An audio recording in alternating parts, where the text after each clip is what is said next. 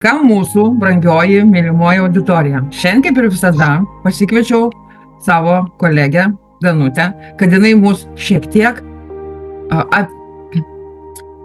apšviestų dar daugiau apie mūsų kompanijos kvepalus, apie jų kvapus.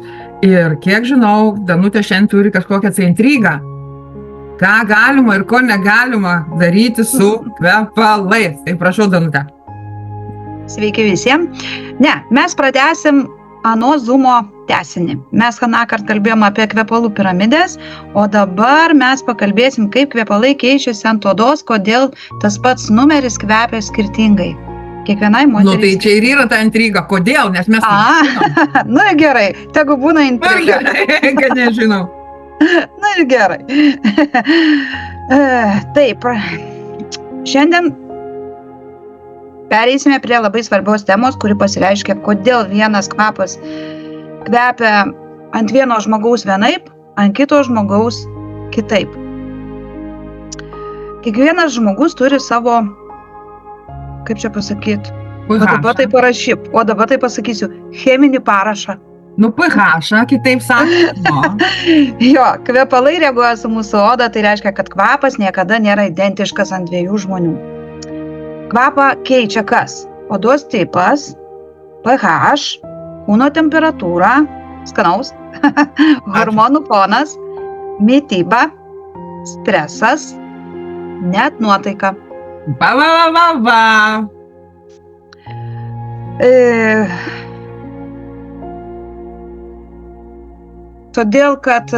Kodėl? Dabar, pavyzdžiui, paimam tą patį numerį. Kad ir iš Grindvėjaus, kokį aš čia turiu.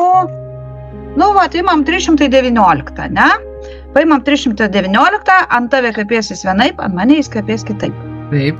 Vienai moteriai jisai bus saldus, kitai gaivus, vieną dieną jisai bus švelnus, o kitą dieną intensyvus. Kodėl? Odos tipas ir kvapo laikymas. Sausa oda greitai sugeria kvapą. Aromatas laikosi trumpiau, rekomenduojama purkštoti tą ant drėgnos odos arba ant drabužių. Šito aš, pavyzdžiui, nežinojau, bet ant sausos odos kvapas nesilaiko. Riebi oda, kvapas laikosi ilgiau, aromatas tampa intensyvesnis ir šleifas stipresnis. Matai, kur šleifas eina.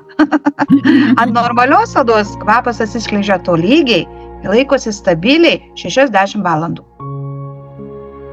Perinam toliau kūno temperatūrą ir kvapo dinamiką. Kuo oda šiltesnė, tuo greičiau atsiskleidžia viršutinės natos. Ant riešų greičiausiai atsiskleidžia. Ant kaklo intensyviausia. Ant drabužių švelniai ir ilgai. Šito tikrai pastebėjau, kad taip vyksta tokie dalykai. pH hormonai ir emocijos. Kvapas reaguoja į mūsų vidinę būseną. Stresas gali padaryti kvapą aštresnį. Jeigu susinervinai, vadinasi, tu kvepėsi, ramybė, švelnesnis. Hormonų pokyčiai keičia saldumą ir gaivumą. Čia galėčiau pasakyti tikrai. Mityba ir vandens balansas keičia kvapo intensyvumą. Čia kas mitybą prisilaiko, kas su vandeniu draugauna, tai tiem turi išvis kvepalai, intensyviai, gal sakyčiau, kvepėti. Todėl tas pats numeris gali kvepėti kitaip net ant tos pačios moters, skirtingom dienom. Šito aš irgi nežinojau. Neseniai sužinojau. Todėl, kad, pavyzdžiui, prieš mėnesinės, po mėnesinių, prieš menopauzę, menopauzės metu keičiasi žmogaus odos būklė, pH ir visas kitas, taip. Ko gero. Ko gero. Matai, aš kalbu, mes liečiam ne tik moteris, mes liečiam ir vyrus. Tai bet aš vyrų pusės aš negaliu pasakyti, aš moterų galiu. Taip,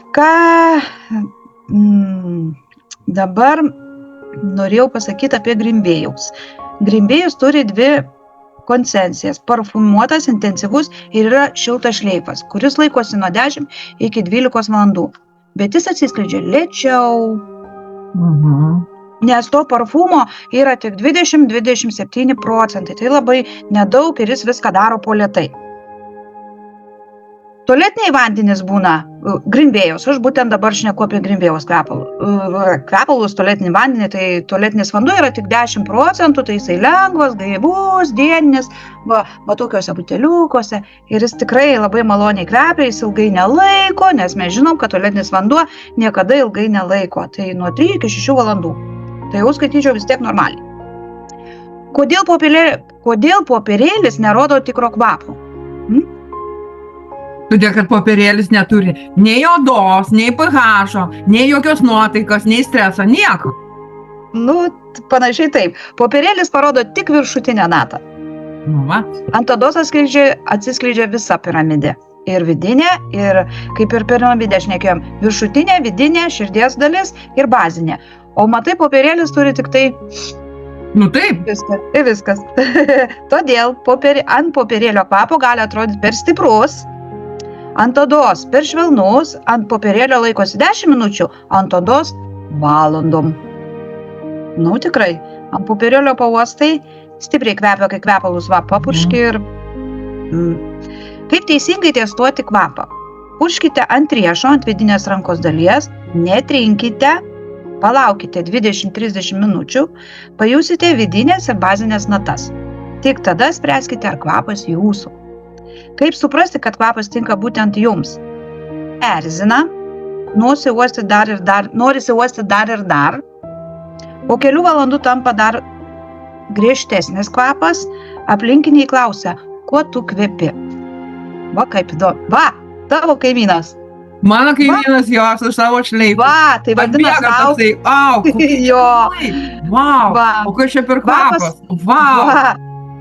Kvapas susijęs su tavo oda. Jauti, kad tave pripildo, o ne užgožia. Tai va, tame esmė, kai tavo kaimynas suodė, kad tu šleifu nuėjai, tai vadinas, čia yra tavo kvepalai ir jie įsisavino į tavie labai gerai. Tai va, šiandien sužinojome... Tai ir yra mano kvepalai. 1, 2, 2 šaulio kvepalas. Taip. Nu, ką aš čia dar galėčiau pasakyti? Šiandien sužinojom, tas pats numeris kiekvieno žmogaus kvepia kitaip. Kaip kvapas reaguoja su oda, kaip jį teisingai testuoti ir kuo skiriasi parfumas nuo tualetinio vandens, kad parfumas kvepia su 10% jisai yra neilgalaikis, o kvepalai yra daug ilgiau. Tai šitos žinios mums suteikia įsirinkti kvapą ne pagal popieriuką, o pagal save. Tai va. Gerai. O kitam zoome aš papasakosiu, kaip sukurti savo kvapų garderobą. Garderobą? Dienai, vakarui ir sezonam ir nuotaikai. Va čia tai čia tai gerai. Pradėsim pirkti kvepalus. Dienai, vakarui. Perkam suknelę, bliuskutę, ten galvos apdangalą, ne? Taip, ir būna garderobas, sako, mano spintui tiek. O dabar kursim garderobą kvepalų, kad atidarius, pažiūrėjusi savo lentyną, tuk. Vakare, vakare, šventė, pasimatymas, meilužių, su dar kažko. Taip, būtent. Nu, tas ananasas, tai ananasas. Tai va, tai tiek norėjau šiandien pasakyti apie kvepalus ir odą ir popieriuką. Kvepalus, odą ir popieriuką. Ir popieriuką. Aš, pavyzdžiui, visą laiką, aš matai, kai skaitai, kai domiesi, ir tikrai pajutau, kad kaip ant popieriuko papurški visiškai kitaip. O vat kaip ant odos, tai bet aišku, kai eini tu per parduotuvę parfumersų nekvepinsi kiekvieno savo rankos vietos ir neuostys. Tai jau turi nogai nusirengti. Tai va. Taip. 3-6 valandom ir tualetinis vandeniu kvepiu. Aš tualetinio vandens tik tai mėginuką įsigijau 86. O žinok, turiu 85. Galiu pasakyti, labai kvepia. Tarp kitko, turėjau svečių šeštadienį ir 06. Ir daviau, ne pasakydama, kas per Grinbėjaus kvepalai, bet daviau žmogui pasikvėpinti. Tai tu nepatikėsi, jinai besikvėpindama visus mano kvepalus išbandė ir visą krūvą mėginėlių išbandė. Ir sakė, iš kur šitie kvepalai ir kodėl jie taip kvepia? Nu ir kodėl? Vat, sakau, čia iš Greenway Global kompanijos. Jai pasakiau, kokia kompanija, kokie kvepalai, kad jie nealergizuojantis, kad gali žmonės ir sergantis astma ir alergiją turintis jos gali naudoti, bet jinai sakė vieną dalyką, jinai sako, jie taip įdomiai kvepia pavasariu ir vasarą, kad visi kvapai taip ir tempia. Sako, vis uostytum ir uostytum, pasidėsiu, mėginuką uostę ir uostę, sakiau, nu va tokie kvepalai. Nieko uostyti, registruojas, perki ir naudoji. Taip ir buvo. Nu, Taip ir buvo, užsiregistravo ir įsigijo ir nusipirko ir laukia siuntos. Nu, va, kaip gerai. Tai va. Kai žmogus supranta, apie ką jam yra kalbama, ir kai žmogus supranta, kad tie kvepalai yra ne tokie kaip originalas arba kaip parduotuvė, Taip, kai jie yra gaminami visiškai kitaip, paėmus vieną, kaip tu sakei, molekulę iš originalo, taip. pati formulė yra jau Greenway Global kompanijos parfumerų sudaryta, ir tuo labiau, kai žmogus, kuris turi odos problemas, visokių egzemų ir taip toliau, kur tikrai žmogus negali kvepintis, kurie serga kvepavimo takų infekcijom, nebūtinai pastoviai, bet tuo metu, o reikia kažkur neeiti, kurie turi astmą, bet jos galima, šitus mūsų kvepalus, jos galima purkšti drąsiai, netgi astmatikam arba odos problemas turintys žmonėm. Tai yra labai nuostabu. Nu, negaliu atsakyti už vyrus, bet moterim, pavyzdžiui, kai tu žinai, aš dažnai kvepavimo takų kažkokia infekcija, bronchai, aš tikrai tuo metu jau atrodo pasveikau, bet dar vis tiek negerai, aš niekada nepurkšdavau, nes aš žinojau, kad iš karto pradėsiu kosėti. Aš su šitais kvepalais, purkškis kiek nori, kada nori. Žinai, ką aš dar pastebėjau pagal save su šitais kvepalais? Yra, mesgi turim tų originalų. Kai originalų pasikvepiniai įsėdi, išvažiuoji, man pastoviai pradėdavo skaudėti galvą. Va. Ištisai galva, mane kvapas erzina, man galva skauda ir aš nežinau, kas darosi. Ir toks vaizdas noris tos kvepalus nuimti ir iš visai be kvepalų, nes galvos skausmas nepernešamas. Dabar paskutiniu metu pastebėjau, būtent nesikvepinu aš originaliais kvepalais, o pasiemu Greenwayaus ir išvarau ir man jokio galvos skausmo. Tai vadinasi, neerzinantis kvapas, kuriuo tu gali kvepintis ir drąsiai eiti ir daryti, ką nori. O kodėl? Todėl, kad mūsų kvepaluose nėra ftalatų, o ftalatai tai yra kvapo įtvirtintojas, tas kvapas. Ir nėra spirito.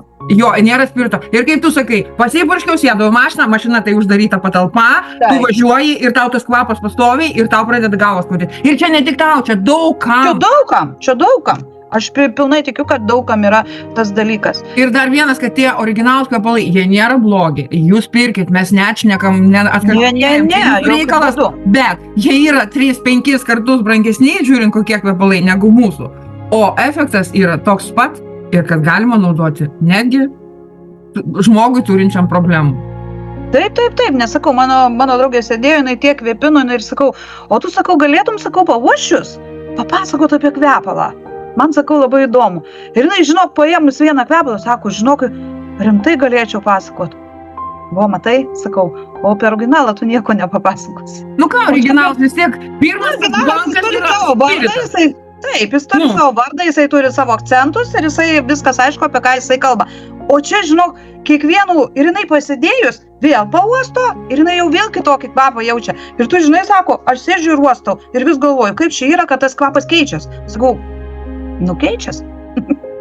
Taip yra padaryta. Tokie kvepalai, taip padarytos molekulės, taip mokslininkai sukūrė, taip sukūrė kvepalus, tokie Greenwayaus kvepalai ir yra, tikrai labai įdomus. Aš pati eksperimentuoju, aš pati perku, aš pati uostau, aš pati kvepinuos ir būna į dieną ir 3, 4, ir 5 kartus bėgu už buteliuko ir vėl varau ir jis tikrai kvapas keičias. Vis sako, šleipo nėra. Yra tas šleifas. Mes kai pradėjom kvepintis ir kai pradėjom visus bandyti, tai mano vyras atėjęs, sako, oho, parfumerijos parduotuvė, sako, visa virtuvė kvepia vien kvepalais. Ir svarbiausia, kad nei vienas kvapas nesipjauna. Ką aš pajutau, kad ir virtuvė buvo prikvepinta visokiais kvapais, nesusipjovė kvapai absoliutiškai. Dėl to ir nesusipjovė, nes nėra alkoholio, nėra tų molekulių alkoholio. Ir švelniai kvepia tuo pačiu ritmu. Tai gerai, tada, Danutė, ačiū už šios dienos tokį išsamią pamoką, sakykime, apie kvepalus, nes tikrai yra daug moterų, kurios to nežinojo, netgi ir aš nežinojau. Kai kurių aspektų ir aš nežinojau. Kaip gerai turėti tokį mūsų parfumerijos imperatorė, kuri vis nori daugiau ir daugiau ir daugiau sužinoti ir apšviesti mūsų auditoriją. Tad šiandieną ačiū Danute, visiems gražios dienos. Po video visą laiką įdedu Danutės nuorodą, kur jūs ją galite susirasti, kur jūs galite pasikalbėti, o pasikalbėti tai nereiškia, kad iš karto pirkti. Ate. Ate.